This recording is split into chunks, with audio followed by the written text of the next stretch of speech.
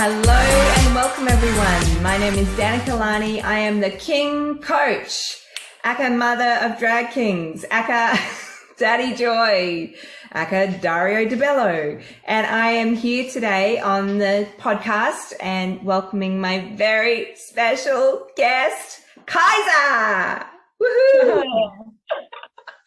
Hello, guten Tag, Danica. How are you doing? Good, danke. I know limited German, but we'll see how we go. We'll do it mostly in English, I think. That's fine. I prepared all my material in German, but I guess I can accommodate. I'm multi-talented already. Amazing. So welcome, Kaizer, aka Kiki. So here we are. I'm so excited to have you here and to share about your journey. Can you take us through your journey with the Kings of Joy? Yeah, I can. So, I was introduced to it through the Queers of Joy night, which I found through another Kings of Joy alumni, Plastic Persephone, aka Choking Hazard, aka had Biohazard, absolutely talented performer and someone that I'm very lucky to call a very close friend. And they basically explained the night to me. I said, that sounds great. Got myself a link, was just sat in the backyard and watching the show, and just the way that, Queers of Joy creates that kind of space where you felt so held, which was something, that was like a time in my life that wasn't it was sort of the end of a pretty significant relationship in my life. Also tailing down after readjusting from moving to Berlin to moving to Australia, having a long time being financially dependent on my partner, and sort of feeling quite lost in terms of creativity and inspiration. And sort of trying out drag was being something that I sort of started playing around with in the lockdown. First as femme drag, and that was actually Ray and Molly, Plastic and myself, just getting on Zoom and just doing our makeup during the lockdown. And I always just thought, it'd be really cool to do King stuff, but because I've seen artists like Landon Cider on the Boulay Brothers Dracula, just being like, wow, wouldn't it be amazing to do that? But being very, I don't know if I can.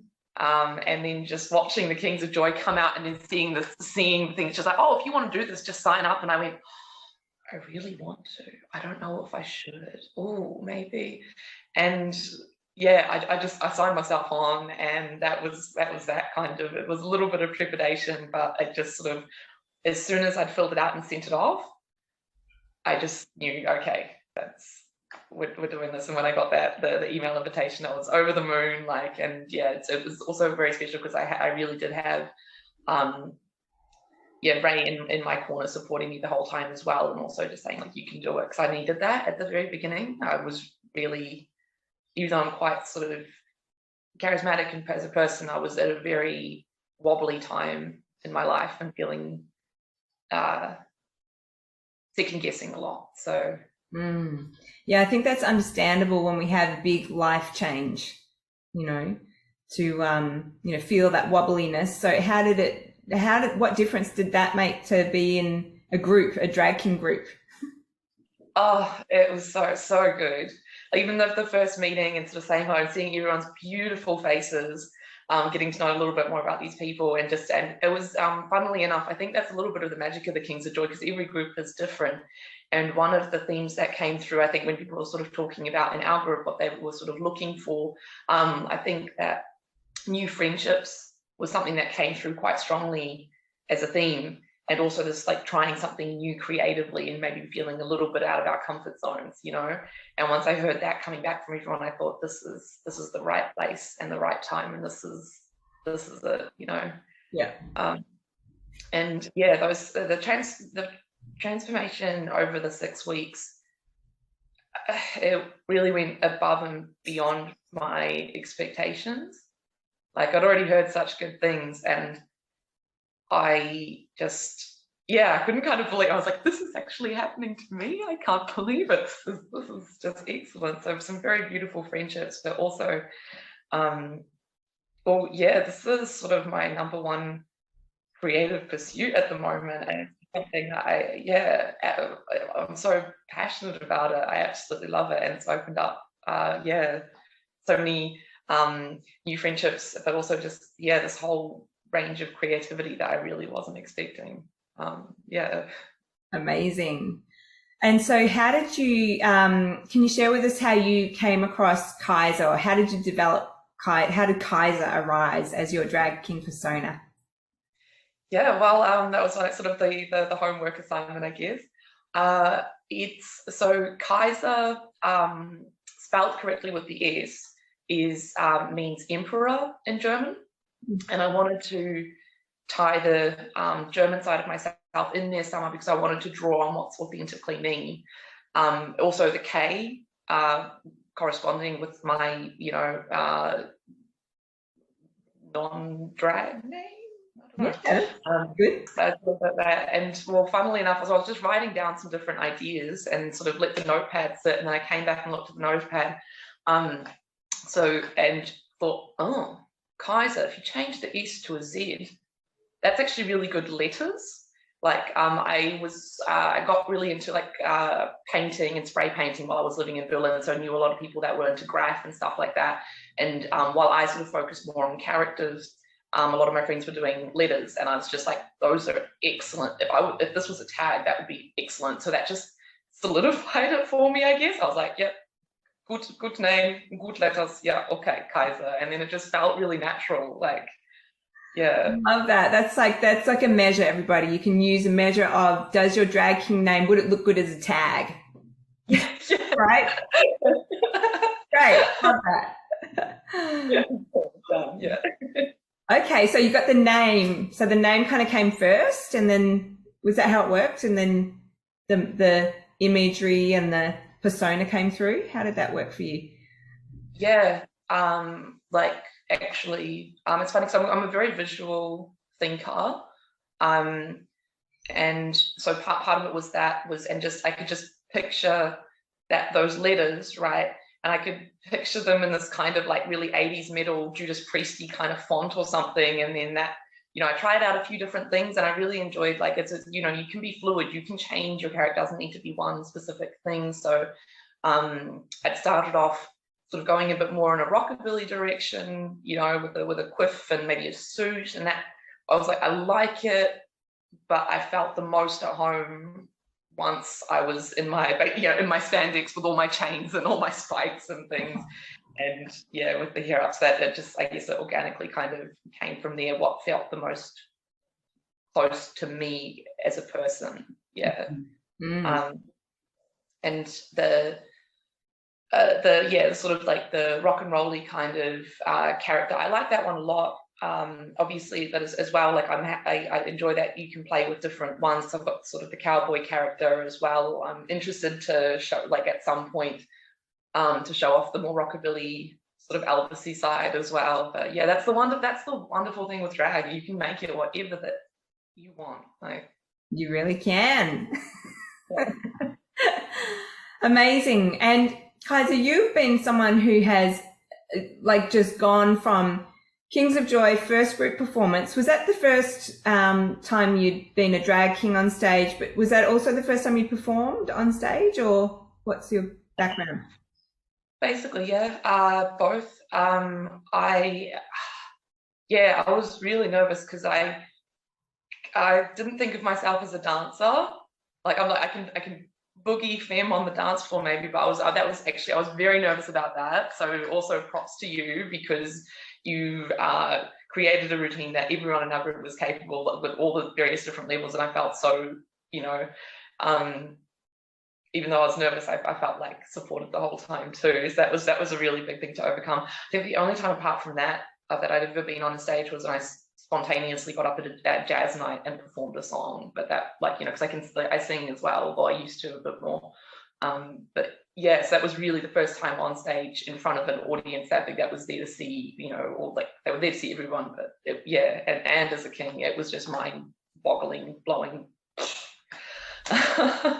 Love it. Love it. So, okay. So first time officially performing on stage, first time drag king performing. And then tell us what happened after that debut performance. Yeah. Well, okay. So I went and the following week, there was a open call for a concert called Bonnie's Poxy concert happening in the basement at the Imperial. So Bonnie being an absolutely iconic queen from the Girls lineup from the cross back in the, first, I guess what we'd call that, previous generations, opening stuff up for us. So I guess I just, I heard about that at the Border Kings meetup the weekend before. And I decided, okay, well, now I managed to do that on stage and I enjoyed it. Let's just dive in. I gave myself the green light. I applied and they wanted me on. So, I performed a number that I'd sort of been working on adjacently while we were working on our Kings of Joy routine, because one of the songs I discovered when I was trying to find one to recommend for the whole group, I was just like, oh, I haven't heard this in such a long time. And actually, this might be one I'll save to do myself. Nice. So, I debuted that. Some of my fellow Kings of Joy came along to support me. It was a excellent MC of the night. Really, really great experience, and especially having my brothers there, to support me, that sort of started it. And after that, I was like, oh, that number works. Okay, I can do this by myself. And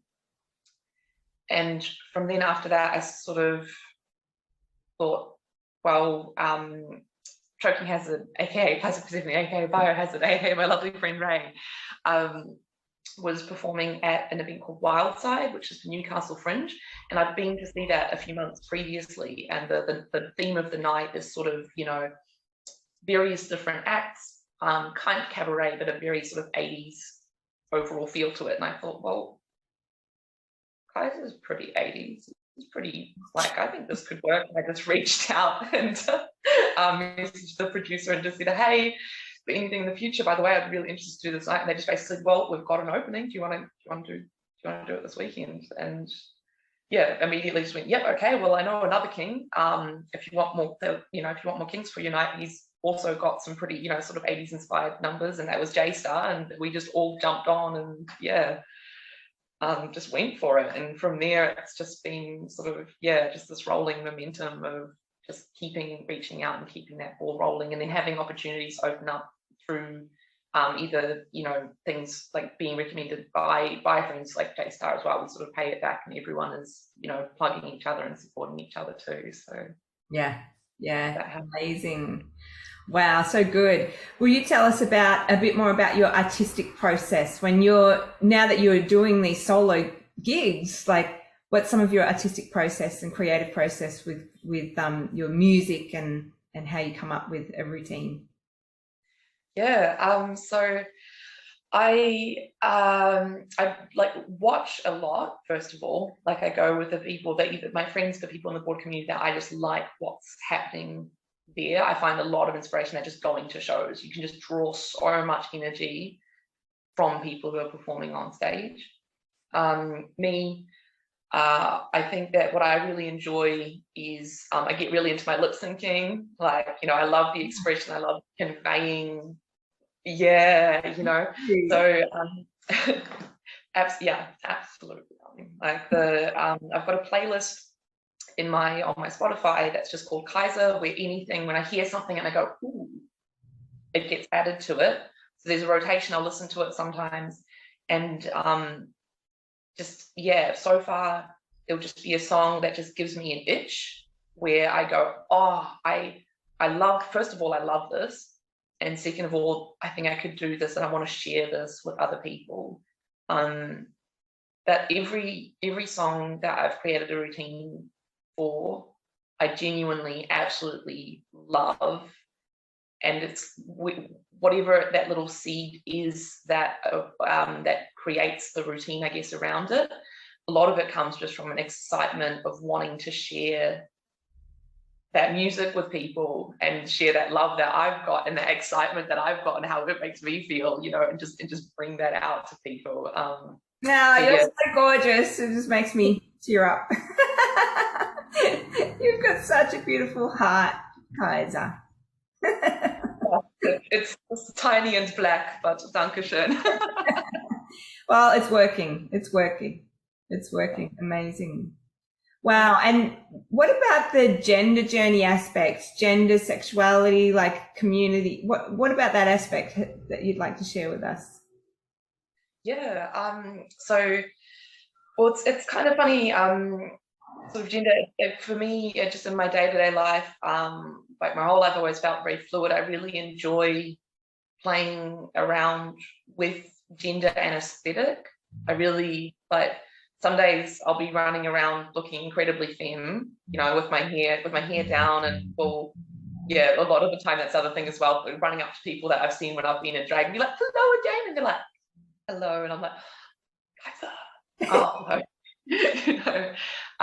But yeah, even just running around in suits as well, and feeling, to be honest, I never really thought about it that much. I just kind of did it.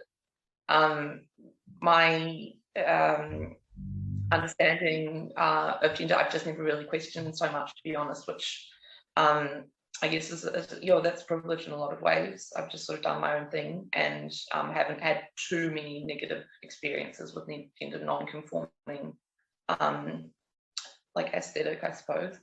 Then, with the sexuality side of things, that's an interesting one for me to talk about, because again, I was thinking about this, and again, running into the Queers of Joy community and just seeing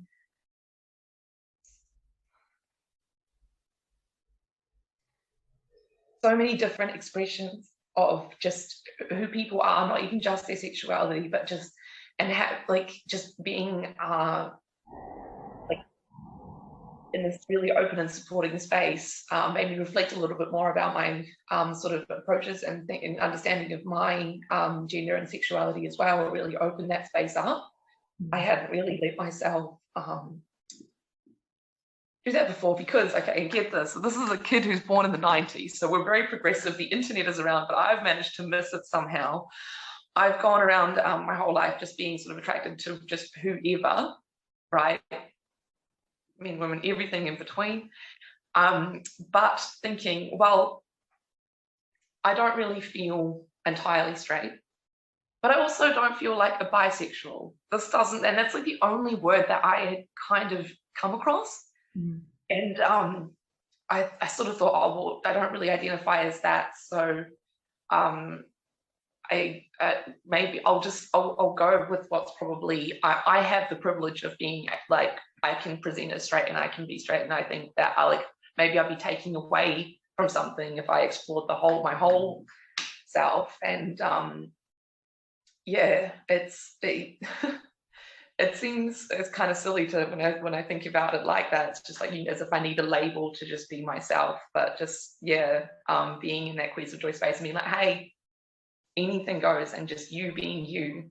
That's what's important. That just really let me actually accept all of myself in that sense, and that's been really beautiful and really special. So I have to thank you and Chris and the whole Queers of Joy team just for creating that space and just letting people be whoever they want to be. That's been so special. That's so beautiful, and Kiki, we really do love you. We love you exactly the way you are, exactly the way you're not. We don't care who you sleep with. We just love you, and we love your expression and love, who you've been in the community, and you've been so inspiring to so many people who are in Kings of Joy and done the group performance, and there you've gone and just gone the solo, path and got up there and you're doing it, and you're fully self-expressed. You're so unleashed on stage. That's one of the things I love about you. You're unleashed. Your lip syncing is next level. You've got amazing makeup skill, the hair. It's just it's a whole thing, people. You have to experience Kaizer and the whole thing, and you'll get it. But we just love you, you know. We love who you are, and thank you for being such an inspiring beacon of light for our community. You really are. So, yeah. Oh, thank you. That's I'm gonna have to breathe and let that in. It's that really means the world to me. It's so cool, these worlds kind of, you know, blending and getting to share you know, or like getting to share all of me. That makes me really excited. And it's the thing with being on stage and also bringing that I guess the sort of all the parts, it's like everything gets to combine. It really feels like there's a synergy where it's just like the makeup, art, the music, everything gets to combine, and it's really fun to be able to share that with people, because it's something that's such a oh, sorry, I got a little bit lost in my words there. It's perfect. And what I want to say is the world needs you. We need you. We need your unique self-expression, you know, because there is no one quite like you. You know, there's no one quite like Kaizer and that expression. And I know that there'll be people out there who see you and resonate, you know, something resonates for them where they feel seen and they feel heard and they feel gotten and they feel like there's more room in this world for them. So that's the gift that you are. And yeah, thanks for just bringing all of you, because we want all of you. Yeah. Oh, I love that. That's that's one of the things that keeps me going, actually, is just hoping that it reaches out to and resonates with people too. That's part of the beautiful thing that we do with drag, you know. That's one of it's the most beautiful medium for that, you know. You never know who you'll touch and who's gonna That's right. And sometimes we never know the difference that we've made because we don't hear. People don't always feed it back, and then you'll hear it fed back through one person, but know that there's 10 people that person represents in the difference that you've made to them. So just have that faith. So thank you for sharing your journey with me and with us today. And it's a complete honor and privilege to be with you and your expression. And I can't wait to see Kaizer continue to develop and bring everything to your performances. Oh, thank you so much. It's been an absolute honor and a privilege to spend some time with you and have this chat as well. And I just want to say also back, you know, how just much you've given me, how much you've given every one of us kings that have, you know, passed through the Kings of Joy experience. Like, thank you for being our daddy joy and giving us so much love, so much life, and just opening up the space for us. It's really it's groundbreaking. I feel as though I keep saying this to people that come up, you know, to be like, oh, what you know, with like, I've never seen a king before, or wow, where are there more of you, like, you know. And it's so exciting to be able to say, I feel as though we're a part of a movement that's really starting to shake things up. You know, like, it just in Sydney at the moment, it feels like there's fertile ground here, you know. And I think that you've been really instrumental in creating that, and in creating that sort of ground for us to sort of shoot out and rise and take over. Yeah, that's the plan. It's great being part of this resurgence of drag kings and new generations. And yes, thank you to all the drag kings before us, leading the way, paving the way. Yeah, absolutely. Thank you, Kaizer. Love you, and we'll see you soon. Yes, see you soon. Okay, love you. Your body's so close to mine. I swear we come undone.